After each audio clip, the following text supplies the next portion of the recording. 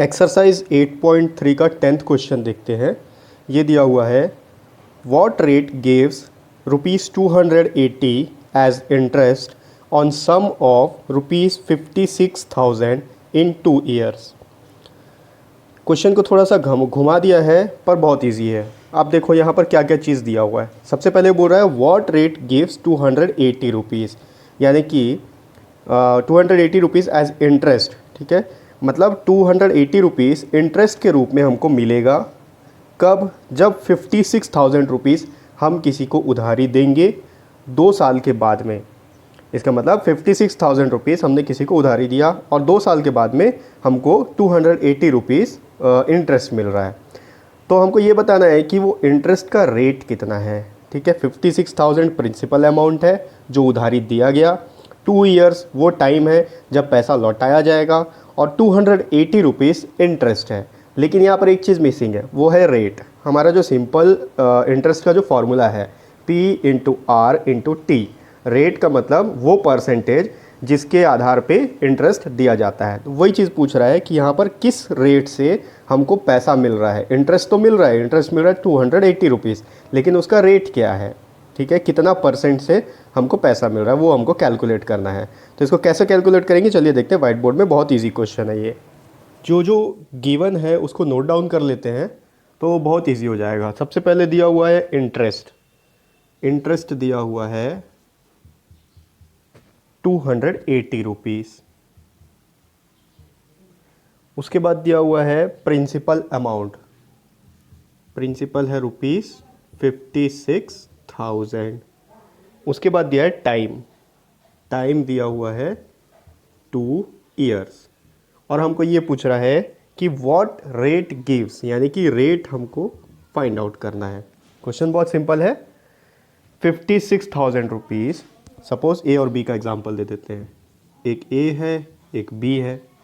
ए ने बी को 56,000 रुपीज़ उधारी दिया और फिर बी ने 2 साल के बाद 280 रुपीज़ के साथ में इसको पैसे वापस कर दिए। तो हमको ये बताना है कि ये जो 280 रुपीज़ है ये कितने परसेंट के हिसाब से इंटरेस्ट कैलकुलेट किया गया, रेट। ठीक है, अब यहाँ ध्यान से देखो तो ज़्यादा अच्छे समझ में आएगा। हमारा सिंपल इंटरेस्ट का जो फॉर्मूला है P/R/T डिवाइडेड बाई 100। अब इस फॉर्मूला में हमारे पास क्या क्या चीज़ दिया हुआ है। सिंपल इंटरेस्ट ये दिया हुआ है 280 रुपीज़, प्रिंसिपल ये दिया गया है 56,000, रेट हमको फाइंड आउट करना है, टाइम हमको दिया है 2 ईयर्स। बस इसको अगर सबको पुट कर देंगे यहाँ पर तो यहाँ पर आर का वैल्यू फाइंड आउट हो जाएगा। सिंपल इंटरेस्ट 280 रुपीज़ लिख लेते हैं is equals to principal 56,000 into rate हमको दिया नहीं है, रेट फाइंड आउट करना है, टाइम दिया है 2 ईयर्स डिवाइडेड बाई 100। अब ये ज़ीरो और ये दोनों ज़ीरो कैंसिल हो गया। 560 इंटू 2 ये हो गया 280 इज इक्वल्स टू 560 को अगर 2 से मल्टीप्लाई किया जाए 2 0 ज़ा 0, 2 6 ज़ा 12, 2 5 ज़ा 10 प्लस 1 11, 1120 इंटू आर। अब आर का वैल्यू फाइंड आउट करना है। ये 1120 इसके साथ मल्टीप्लाई हो रहा है, इसको अगर इस साइड शिफ्ट कर देंगे तो यहाँ आके डिवाइड होगा। ये हो जाएगा 280 divided by 1120 is equals to R. ये ज़ीरो कैंसिल हो गया। अब यहाँ बच गया 28 डिवाइडेड बाई 112। दोनों 2 से डिविजिबल है, पहले 2 से डिवाइड कर लेते हैं। हो गया 2 1 ज़ा 2, 2 4 ज़ा 8, ये इसको होगा 2 5 ज़ा 10, फिर यहाँ बच गया 1, ये इधर गया 2 6 ज़ा 12। फिर से दोनों इवन नंबर है, 2 से डिविजिबल है, 2 से डिवाइड कर लेते हैं। 2 7 ज़ा 14, ये हो गया 2 2 ज़ा 4, 1 इधर गया 16 हो गया, 2 8 ज़ा 16।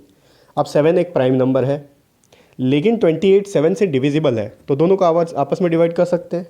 7 1 ज़ा 7, 7 4 ज़ा 28। तो आर का वैल्यू हमारे पास आया है, ये आर इज इक्वल्स टू 1/4।